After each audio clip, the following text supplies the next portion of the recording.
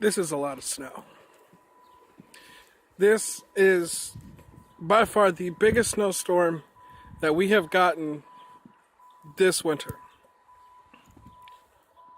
And I'm a little upset because I've missed work. I mean, hell, we all need to make some money, right? But this isn't as much snow as the eastern seaboard has gotten. I have some friends in Maine that got hit massively. I hope they're okay. And this snowstorm is moving to Kentucky, which will be hitting some more friends of mine. And I hope that they're going to be okay as well.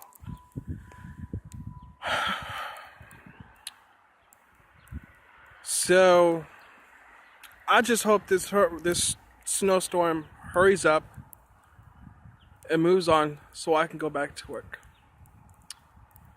So it stopped snowing not that long ago, but apparently it's snowing again. So what can you do, right?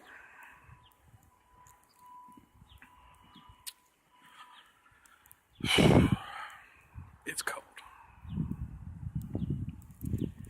Here's the snow one more time.